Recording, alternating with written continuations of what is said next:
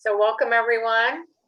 This is the August, who can believe it's August version of the Michigan Coalition Against Homelessness Legislative Action Committee. So thanks for joining us today. Really glad to see all of you.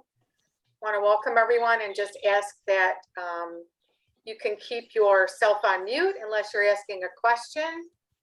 For best sound quality, if you do want to ask a question, feel free, pop it in the chat or raise your hand, and then you can unmute yourself.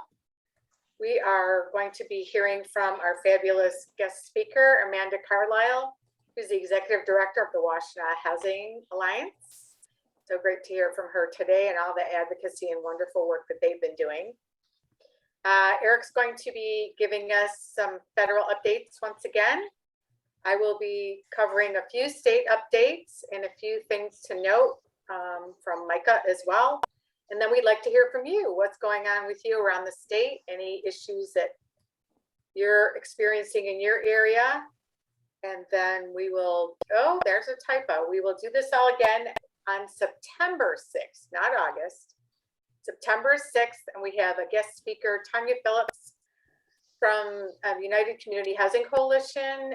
She's going to talk about the recent win where they had the right to counsel legislation and funding that was passed in Detroit. So she's going to be talking about that. So why don't we go to our next slide and launch right into our guest speaker. As I mentioned, Amanda Carlisle, a longtime partner and colleague from Washtenaw Housing Alliance. Amanda, to you. Thank you. Thank you, Lisa. Hi, everyone. Nice to see everyone here. Like Lisa said, I'm Amanda Carlisle. I am going to share a little bit about the Housing Alliance and the advocacy efforts that we have been undertaking more recently. So next slide, please. Next slide. A little bit about my organization. I've been here for about 8 years. We are a coalition of 25 nonprofit and government entities that are providing services and housing to people who are experiencing homelessness and housing insecurity in the county of Washtenaw. We were formed in 2000 when service providers, agencies kind of came together to recognize there really needed to be a backbone organization leading the work to end homelessness in Washtenaw County. And so 22 years later, here we are. Our mission is to end homelessness, and we do that by doing a number of different things: homeless system planning and coordination, training and technical assistance to our member agencies, landlord engagement and outreach, and advocacy and public education. Next slide. I'm here today to really share with you the details about an affordable housing millage that we worked on and voters passed in November of 2020. On the ballot in November 2020, the city of Ann Arbor voters, that ballot included a 20-year $1 mil tax proposal for affordable housing and related services. And that millage, which passed with 73% voter support, will generate over $6.5 million a year for 20 years to create at least 1,500 units of affordable housing for people earning less than 60% of our area median income.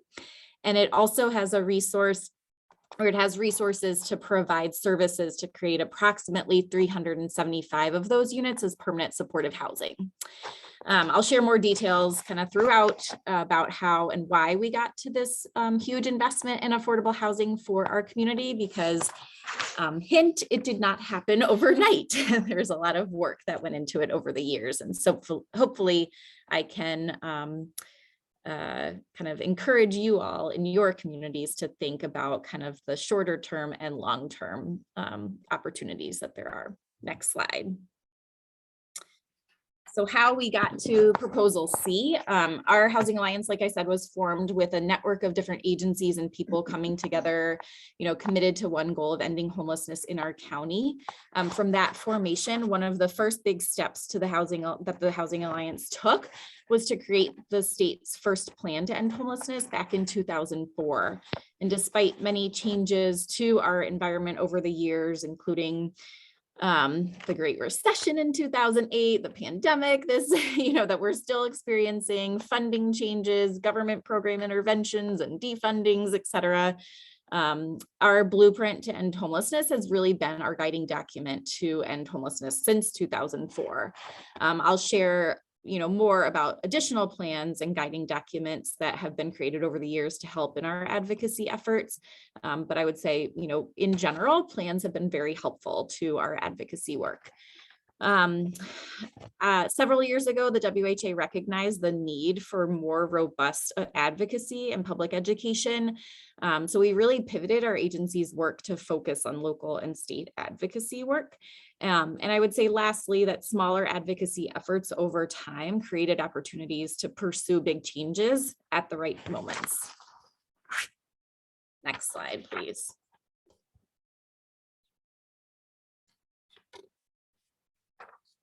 So on the left side of your screen are just some of the WHA member organizations. You probably don't know as many of them since this is a statewide call. So I'll just say they represent a wide variety of agencies that do a wide variety of work.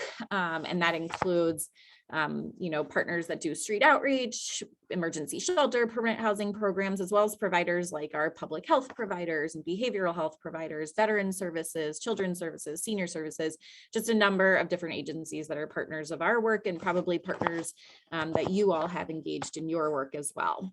On the right side is a list of the partners we engaged with specifically for the Affordable Housing Millage campaign. That campaign was run by an organization we formed with others called Partners for Affordable Housing. And we had endorsements from mental health agencies, faith-based organizations, labor organizations were huge in that effort, university organizations, hospitals, our local federally qualified health center, and many other agencies and sectors. We really needed to broaden our coalition for the Millage campaign specifically. And I would encourage you to take away that point from one point from today's presentation is really broadening the effort and broadening the folks that are involved. Next slide, please. Next is really a focus on our community plans to really guide our advocacy efforts. So from the very beginning, with our community's plan to end homelessness, there was an acknowledgement that a millage should be part of the recommendations. As part of the 17 work groups that were formed in 2004 to implement our plan to end homelessness, there was one group particularly called the Sustainable Revenue for Supportive Services Task Force. And that group completed the first phase of its work in 2007 and 2008 and recommended to the County Board of Commissioners a multi-prong approach to build a sustainable source of revenue specifically for supportive services.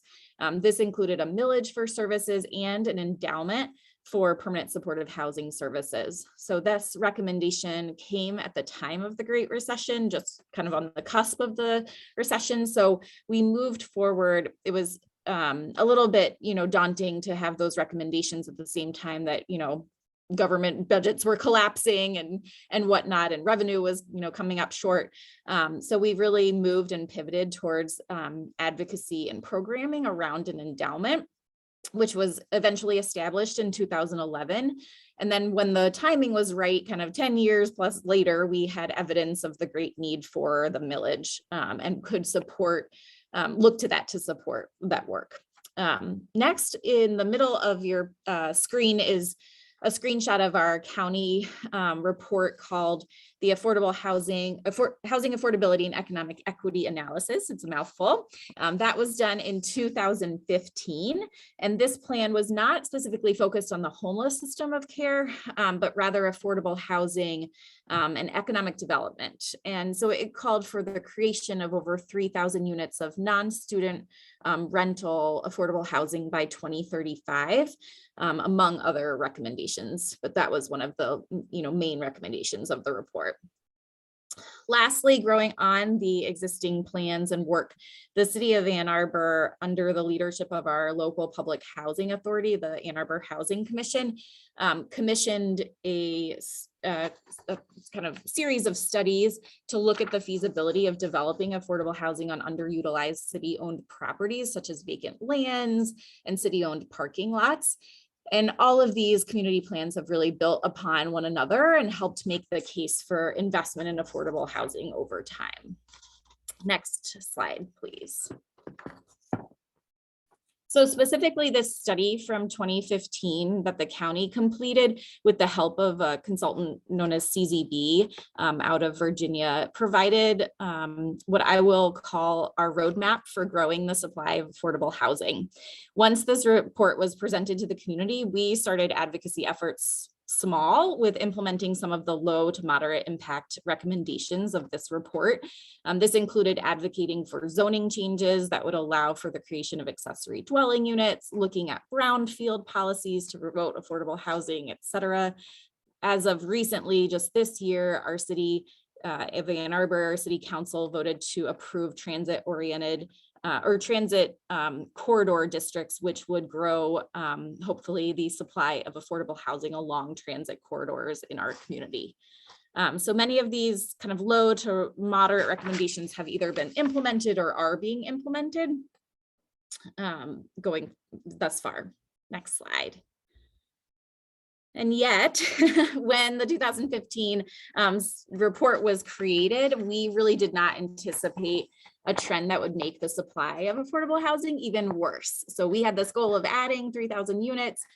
Between 2015 and today, we've lost over 900 units of affordable housing. So reality check there in what was happening. And this was really primarily due to low-income housing tax credit developments coming out of their mandated affordability periods and turning market rate. And so those units ended up getting lost to market rate housing. And once we knew this was happening, our advocacy efforts really included working with our local government partners to track which units and complexes were coming out of affordability, contacting MSHDA to identify if anything could be done to delay these transitions or promote incentivize owners to stay committed to affordable housing. We also tried to really just draw attention to build awareness from and by elected officials and the general public about what was happening and to really raise the red flags on this particular issue. Next slide, please.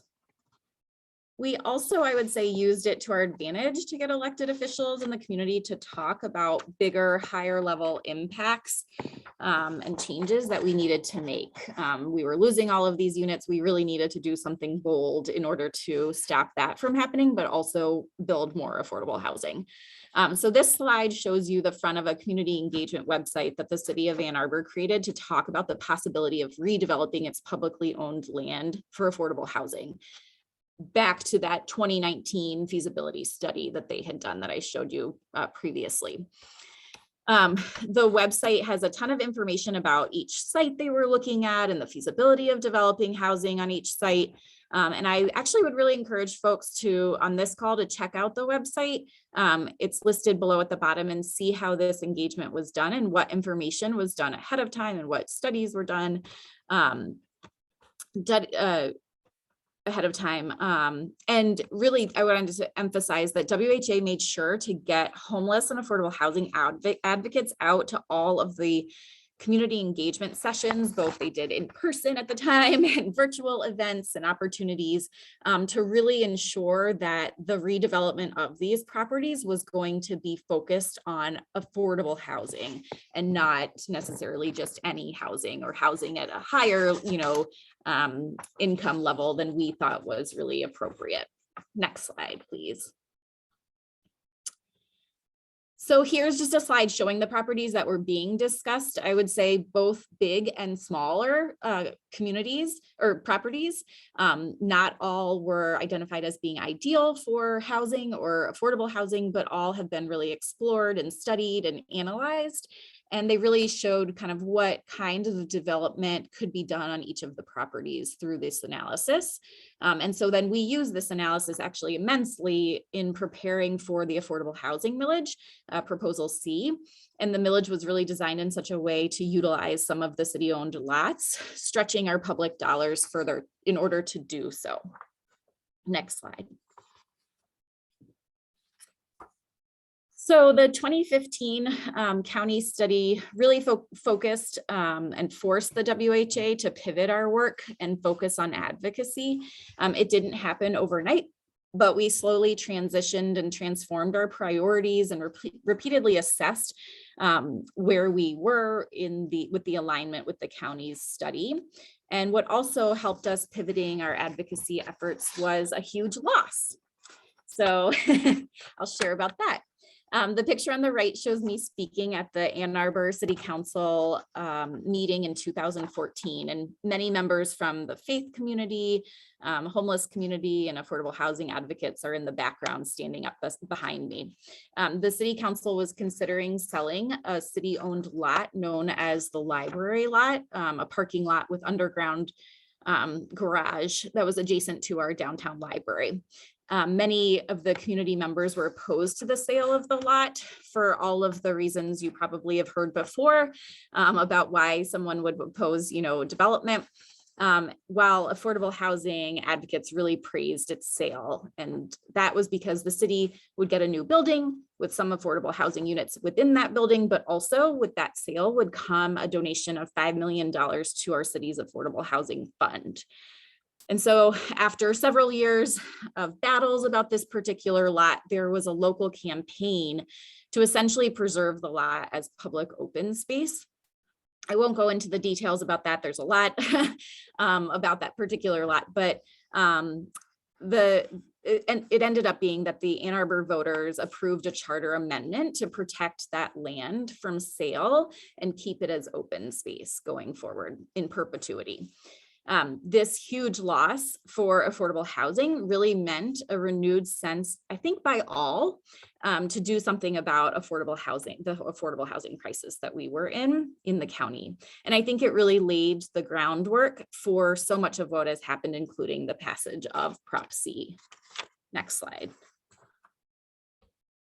So I think one takeaway from this presentation is really Rome wasn't built in a day, and neither is affordable housing. And so you'll see just highlights of all of the work that we did over the years to really engage people around the issue of homelessness and affordable housing. So the Housing Alliance has done speaker series. On the right side, you'll see, people with lived experience sharing their stories. And I think really storytelling has been so impactful for our elected officials and community members to really understand how the homelessness and affordable housing crisis have really, caused such pain and for people, and that our community really needs to do something differently. And then you'll also see the Housing Alliance back in 2019, I think it was, we created an affordable housing pledge that we got elected bodies, government bodies to adopt. And so on the left side, you'll see members, saying it really needs to be backed up with not just a pledge that we, you can find it on the WHA's website, the actual pledge, but that we really need to be doing something beyond, just talking about the issue and pledging that we will do something about affordable housing. We need to take action. Next slide.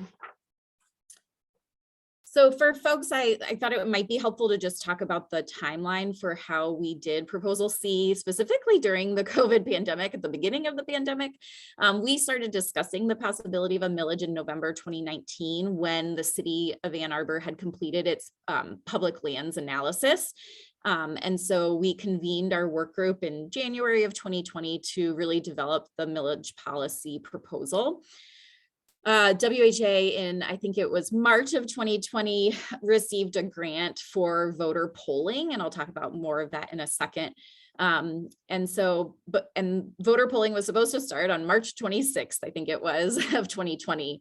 But because of COVID, we sort of put that on hold. And actually at the time, I really thought our millage, opportunities are really shot this year. And this was the year that we had really identified that because of the presidential election, big voter turnout, student voting, that the November 2020 election was going to be our year. So we kind of put it on hold, but we did end up doing it in June of 2020 as things started to get a little bit better. Obviously, I don't think any of us expected to still be here talking about COVID, but here we are.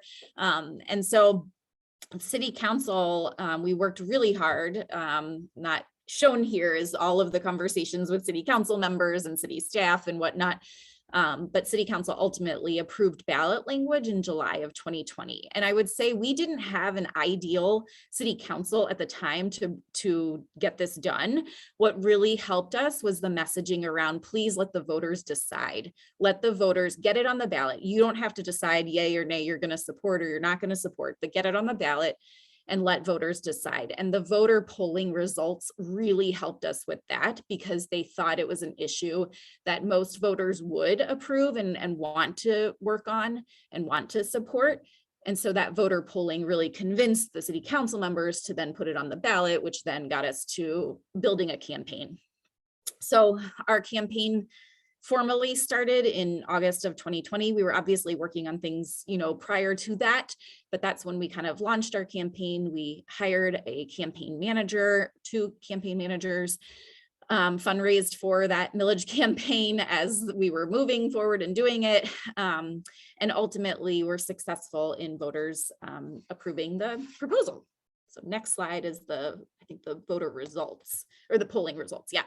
So 77, when we did polling, we hired a company out of Lansing actually, and 400 households at random were selected to be polled. And we had an equal amount. City of Ann Arbor has 5 wards, and we had an equal amount of voters polled within those wards.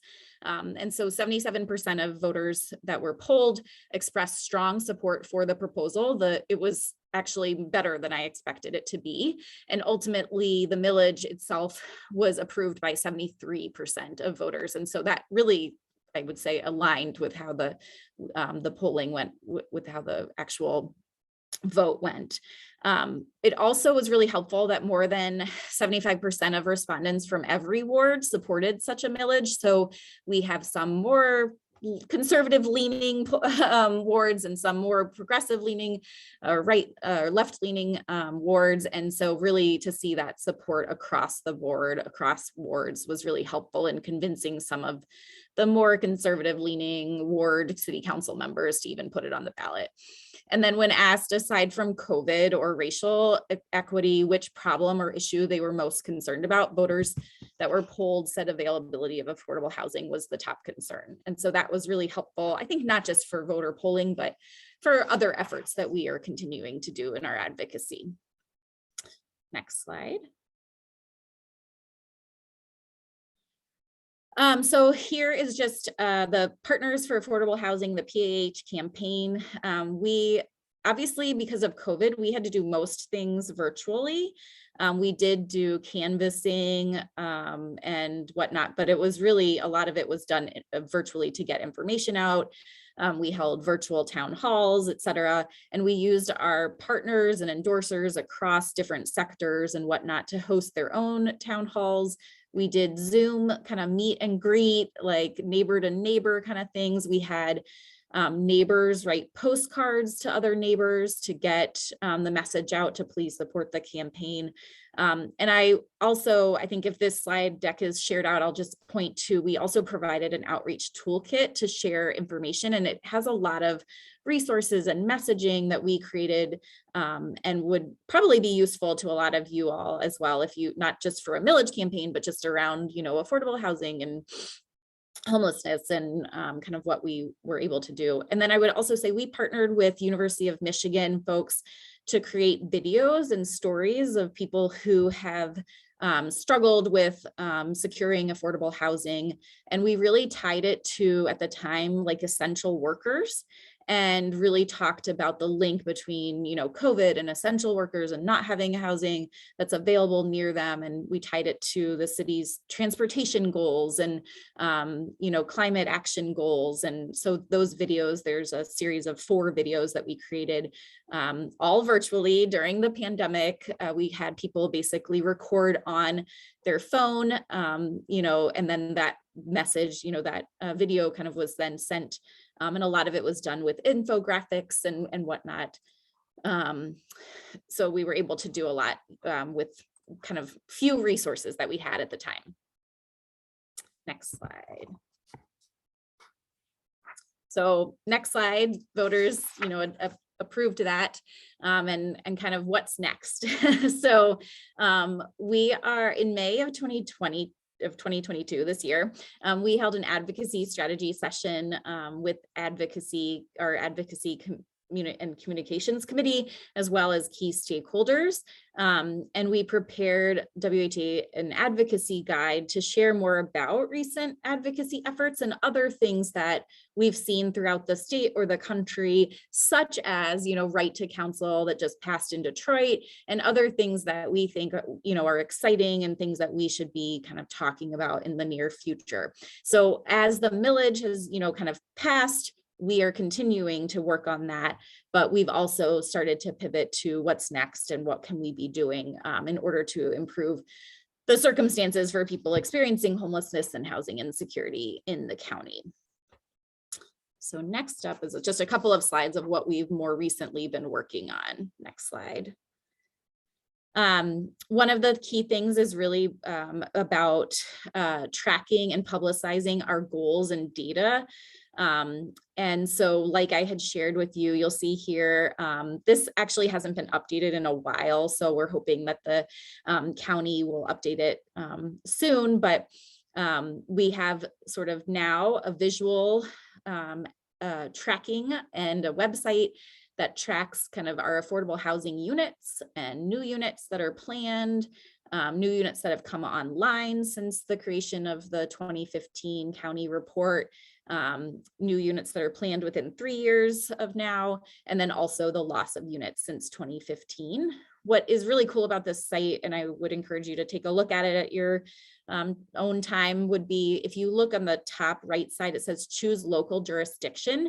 And what you can do is you can toggle between countywide data and then like city specific data. So you can see, it'll show you like the percent of affordable housing in the county compared, in the city of Ann Arbor compared to the county. And it'll show, among all rentals, how many are within this one jurisdiction, and among those rentals, how many are affordable. And so people can really start to see visually what the 2015 plan was telling us and where we are going with tracking our, successes going forward. So hopefully soon you'll see that this starts to really jump up in terms of new units that have been created and new units that are planned. The county is, I think, with COVID kind of taken a halt on updating this in more real time, but we're hoping to get that done really soon and then, continue to publish the data more regularly.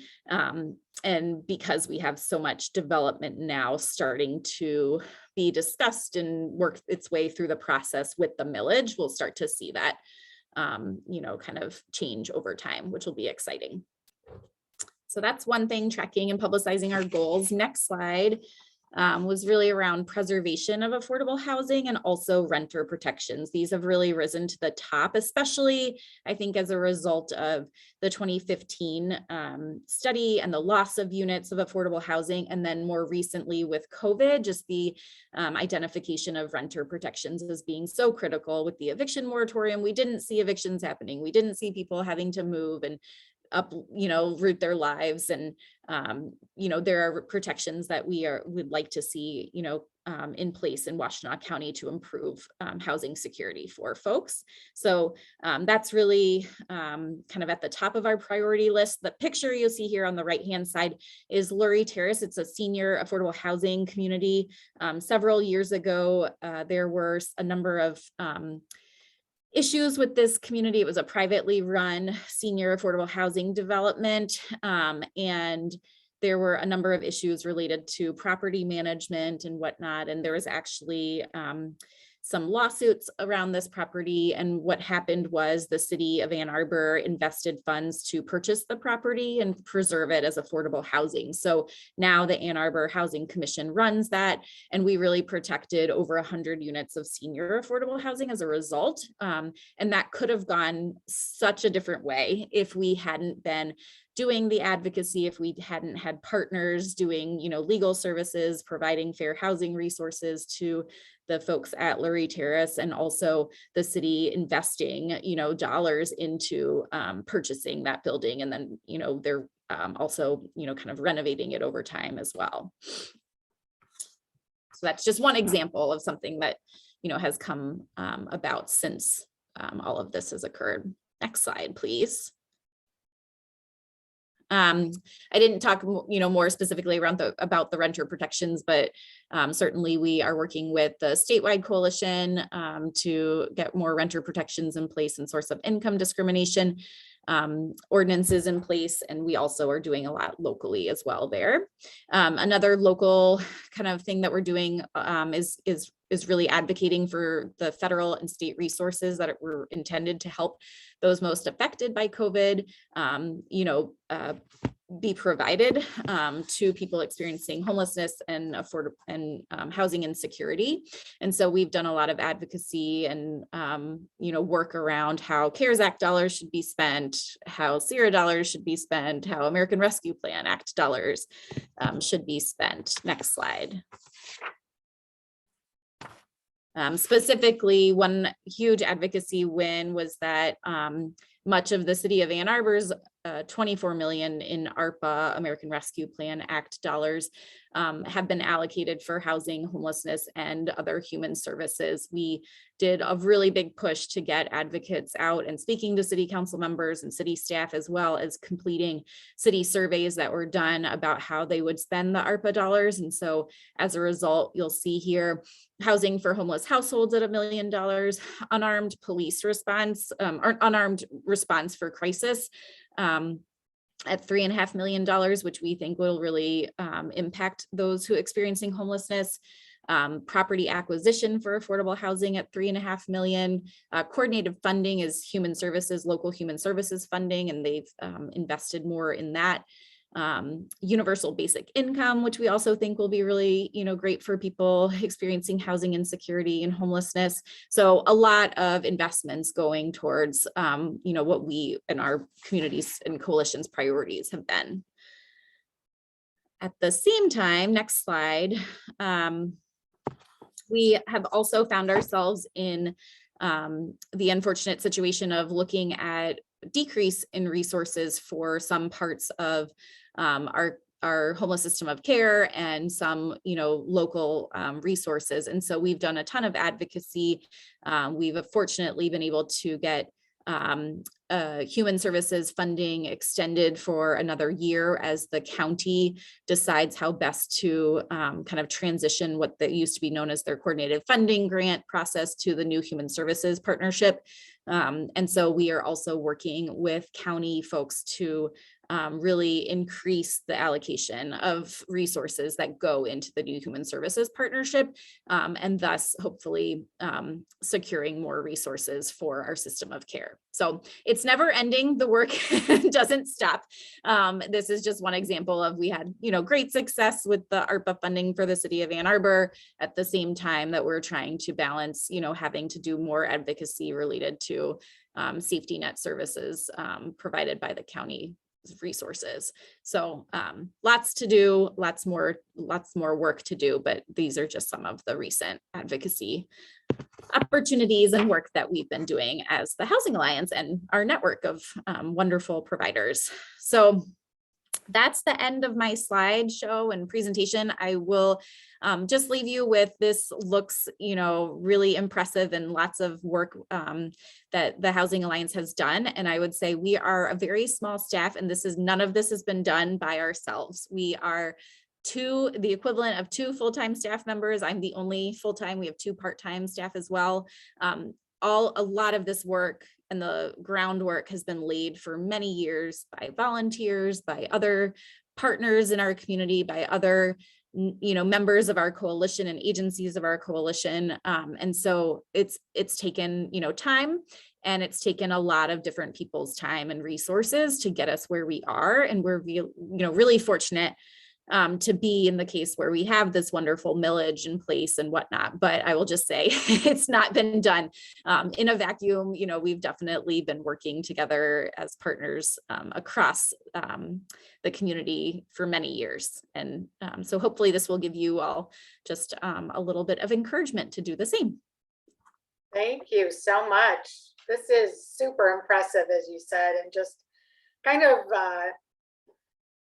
gives you hope for what can be done for advocacy. I know a lot of the folks in Ann Arbor and Washtenaw County, and I know they have it in their DNA to be collaborative and work together. And so like you said, it doesn't happen overnight. So this is super impressive. If people have questions, we can maybe save them or put them in the chat. And if we have time, we will cover them. Or maybe Amanda, you can put your email in the chat too, if people want to contact you directly. And we will send out the materials. I have their advocacy. They do a newsletter from their earlier meeting and the slides. Thank you. So now we can segue over to, oh, Lynn's asking if she can get a copy. Yes. To Eric to talk about some of the things going on at the federal level. And thanks again, Amanda. And before we jump into the federal level, I do want to say, Amanda, great work, and don't sell yourself short. You've been the glue, because those things, as you say, don't happen in a vacuum. You've got a lot of people involved in it, but quite often when you have so many parties involved in it, you need to have somebody who is keeping their eye on it and helping to move things forward. You've done a great job with that.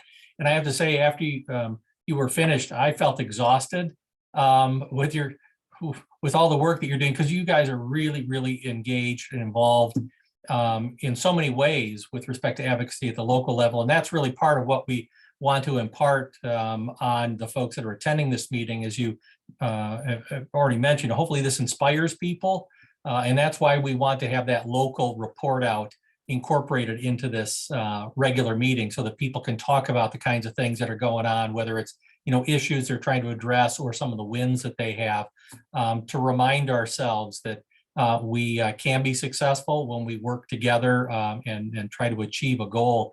And I agree with you. You've got a lot of wins, but some of the win comes out of your sails when you see that you have some setbacks, right? And this is a long game, and we all have to look at it that way. You'll have wins, but you'll have setbacks, but it's slow and steady that wins that race. And you guys are really building quite well down in Washtenaw County. So congratulations to everybody. And thank you so much for sharing this with this group. Really, really impressive. And again, hopefully people will get off this call and they're going to start taking action right now in their communities. So thank you again. So moving on to the federal updates, I'm going to try to be relatively brief here because Amanda used her time extremely well. And I want to be cognizant of the state level report out that Lisa's going to give. So just kind of giving a quick update again. This is just repeating what was shared before about the president's proposed budget for the upcoming year. Next slide, please. I want to move right into where we're at with that process. I reported at the last meeting what the status was with the House. It's actually passed a 6-bill government funding package. It includes the THUD appropriations, and that's a minibus as opposed to an omnibus, I think it's referred to. And so that was last week that action was taken. The numbers then that we're looking at would be a $62.7 billion allocation or appropriation for HUD's affordable housing, homelessness, and community development programs. It's an increase of $8.9 billion with a B over the current level, and then $1.1 billion above the president's FY23 budget. So again, more than what the president's staff had put together. Next slide, please. So the Senate has also been progressing, but not quite as speedily. So they actually do have a draft spending bill. So there's progress there, which is great. That would include a $70 billion increase for affordable housing, homelessness, and community development programs. So an increase about $4.3 billion over the current level. So not as high as what is being proposed by the House, but nonetheless a healthy figure, not falling backwards, which is good news. We want to keep that momentum. So we don't know how long that's going to take, but when you have an August recess, it slows things down. You have elections coming up. You have any number of things that can get away or get in the way. I don't know whether or not we're going to see a budget enacted. So more than likely, we're going to see Congress enact a continuing resolution, which basically takes the current level funding and carries it forward, which is actually a net loss. And we've talked about that in the past, but nonetheless, hoping for some positive traction and having a budget in place by October 1st. Next slide, please. And then going into it a little bit more, just want to remind you all that here's a breakdown of some of the priorities that NLIHC has been promoting, that we also been promoting with you. Just want to reconfigure this here for you to take a look at. And we do want to encourage you still to reach out to your elected officials, to members of Congress, House and the Senate, keeping in mind that just because there are some numbers in the budget passed through the House and a draft budget looks favorable through the Senate, we need to keep the communication going on and the pressure to make sure that they understand this is a priority and it doesn't get kicked to the curb because other voices are louder. So I would encourage you all to participate in this process. I'm going to provide some stuff, drop some stuff in the chat for you to be able to make some contact with elected officials. Next slide, please. So switching gears a little bit and talking about the budget reconciliation bill, which unfortunately was formerly known as the Build Back Better Act.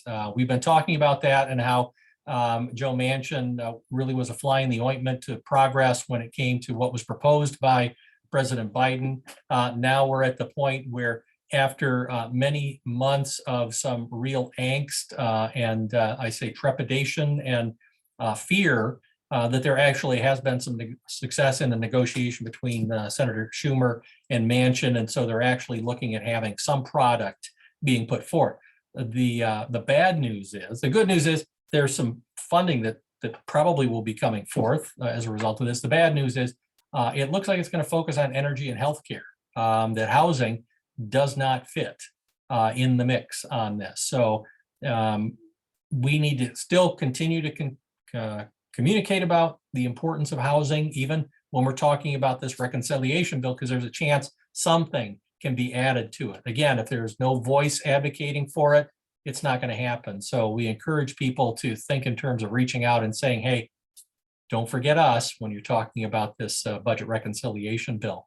An indirect win, if you want to look at it that way, if indeed this goes through, the healthcare component does include extending the enhanced subsidies for Obamacare exchanges that was authorized through the American Rescue Plan, which was a term limited thing. So this would extend it out and includes lower income individuals basically waiving their premiums. So an indirect win, if you will, by codifying that and having funding ongoing for it. Next slide. Just want to give you an update on the Eviction Crisis Act, which we talked about at the last meeting.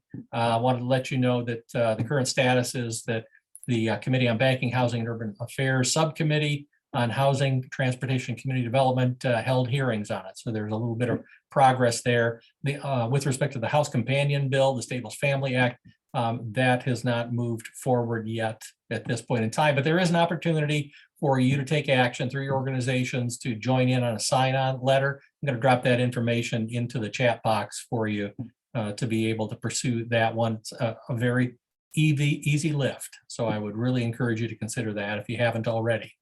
Next slide.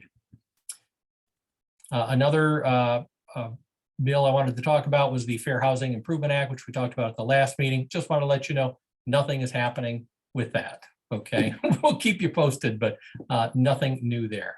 Next slide. Okay, so I'm done, except I'm going to see if you have any questions. I went through it very quickly.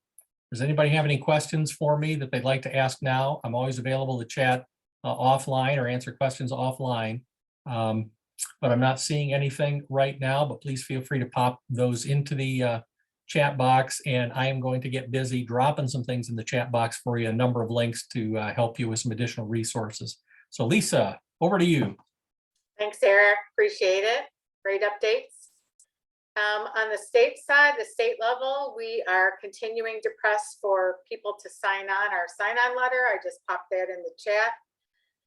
This is to just kind of try and demonstrate how much support we have statewide for source of income protections.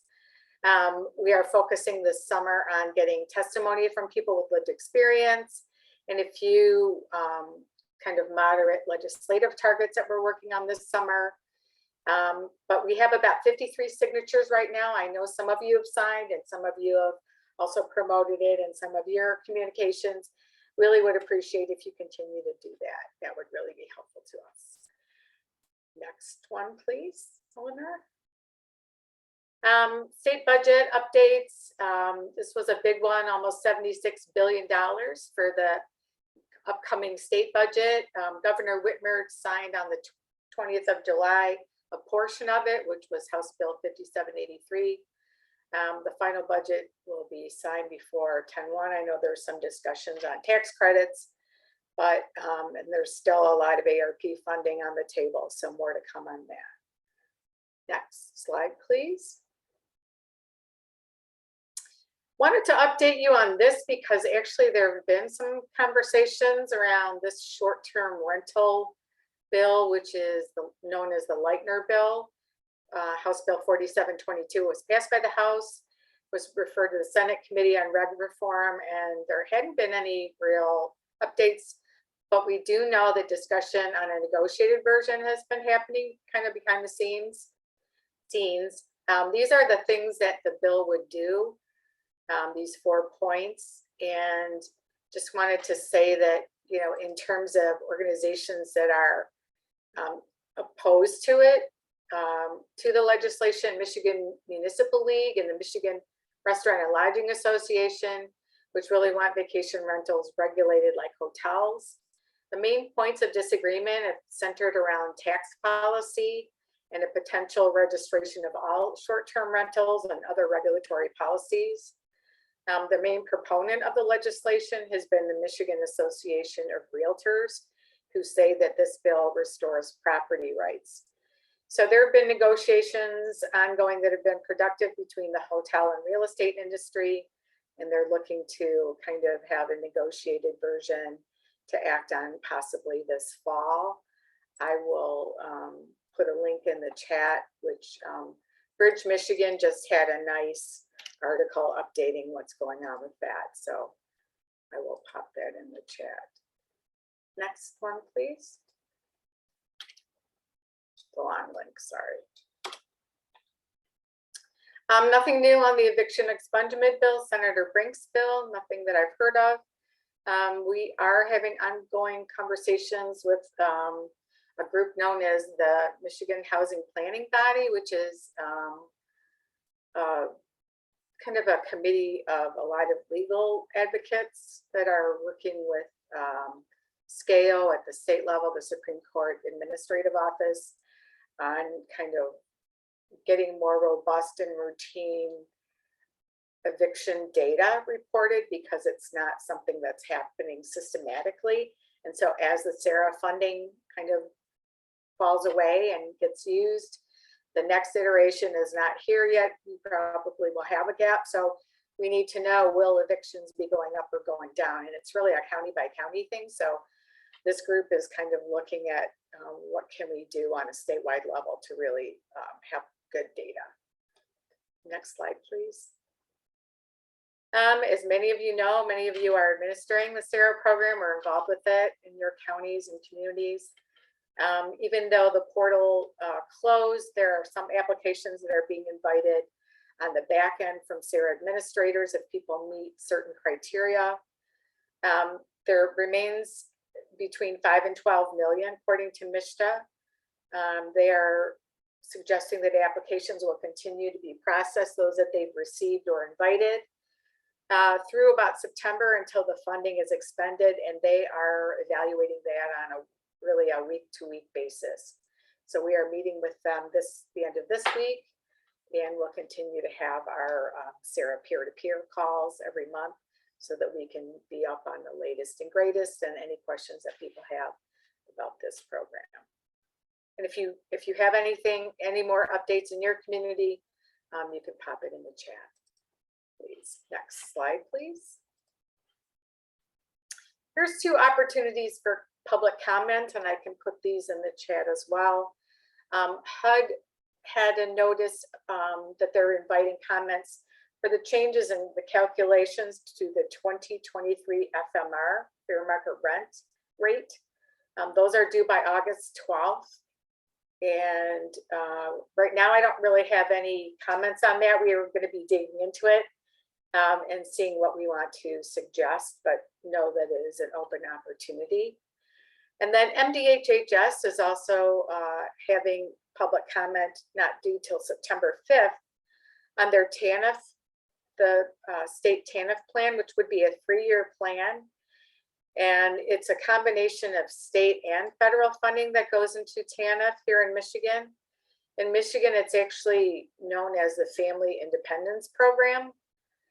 It's funded, what do I have on the slide? About 528.1 million in Tanf from MDHHS. So a couple things to note is that the asset test for families who would participate or be eligible for the program is $15,000 in combined assets. So that might be something to look at.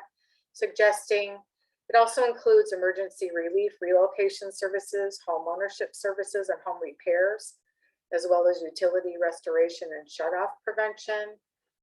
Also funds some shelter and the earned income tax credit. One thing that I know TANF in other states can be used for is emergency rental assistance, and I don't see it in their plan, although it may be eligible. So we will be making comment on it, and we will send it around so that if you're interested in doing the same, we can be on the same page. Here's a link to where you can find that. Okay, next slide, please. Just wanted to remind you that we are doing election work and we'd love to participate with you. If you want to, yes, we will send something around about, a template on TANF, as well as the FMR. We would love to do town halls. The primary is tomorrow, so we will be taking another run. We got some candidate surveys back. We have about 45%. Now that the primary is here tomorrow, we'll be looking at who responded, who are prevailing candidates that will be in the general election in November. And we will be finishing posting those and sending out some one-pagers on statistics about what candidates said. And we would love to host town halls with you or candidate roundtables if you are interested in doing that, especially if you have some super interesting races, which I know there are some in this around the state. Next slide, please. And so one of my favorite quotes about voting: the vote is precious, it is almost sacred. It is the most powerful nonviolent tool we have in a democracy. And that's former US Congressman, the late John Lewis. Really just hope everyone promotes voting in the primary. A lot of ways you can do it. People can walk up to their clerk's office and get an absentee ballot and vote right there, or go to their polling place. I know some of them have changed because of redistricting. So there's a couple really great websites that will, the Michigan Secretary of State has one, the Voter Information Center, and also Vote 411, which is the Michigan League of Women Voters, is a really great site. Promote that. We also sent something, I believe, out on Facebook today, Eric, correct? Next slide, please. Yes, we did. Yay. All right, a couple more promotions from us. We have a training coming up on Monday, August 15th on SOGI 101, which is sexual orientation, gender identity, and expression. And our great colleagues at the Ruth Ellis Center are the presenters. So you can go to mihomeless.org and our training calendar if you're interested in either sending that out or registering yourself. We'd encourage you. That's one of the really highly attended trainings. We've typically done it almost every year. So next slide, please. Another update is that we wanted to mention that we are doing a lot of promotion around member recruitment this month. So we may be reaching out to you, and we'd love for you to join us and be a member and help us promote our advocacy and a lot of things that are going on legislatively and otherwise in the state. Next slide, please. So now this is the time that we want to hear from you. So what's going on? What do people have on their plates this month? Anybody?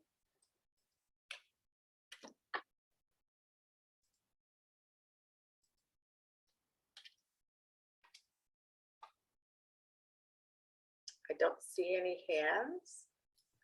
I think that everybody is still processing all the great work being done in Washtenaw. I And think know. about how can we do something like that? Right. Well, one of the things that, really struck me too, Amanda, is there's great testament to so many things you can do on the local and, city and county level. Instead of waiting for the state to pass money down, or that, there's a federal bill for, a housing trust fund and, other affordable housing, there are things that you can do locally as well. And looking at what are the assets in your community, what are their needs, and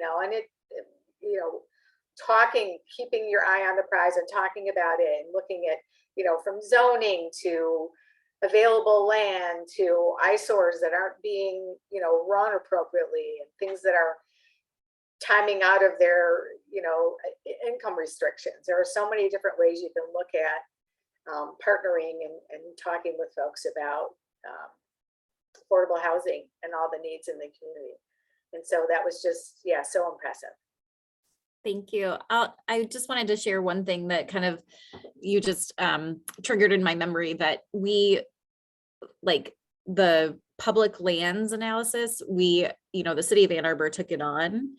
The county, we are really like, okay, we want you to take it on as like you do an analysis of county land as well, but also institutional land. Obviously, University of Michigan, EMU are located within our county, but also we are actually having a conversation with one of the local hospitals here about they are seeing a huge need for, housing for their staff that's affordable, and that they don't have to travel an hour to get to work, as nurses and nurses aides and whatever. And so just like building on some of that and being able to say like, hey, this is what the city has done. Are you able, we began those conversations before COVID started with this particular hospital, but now are just kind of like starting. So it takes time, but it's just one example of like building off of the work. Yeah, another one that comes to mind is school districts that often have a vacant school or land where a school was torn down that could be utilized for the highest and best use, which is of course affordable housing.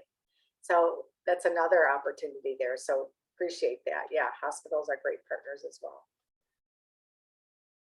Well, if we don't have anything from anyone else, we can end 1 minute early. 1 minute early. Oh, Anna, did you have something? I was just gonna say, like Eric summed it up perfectly about that, Amanda. Like I'm so inspired. Like I'm like ready to change GR in Kent County. And yes, that's amazing. He said it so well. I was just like, good job. Absolutely amazing. Yeah. Thank you again. And thanks to all of you for all your participation and your input. And we will see you on September 6th. This slide is wrong too. September 6th at noon. Be there. Take care, everybody. Thanks, everyone. See ya. Bye now.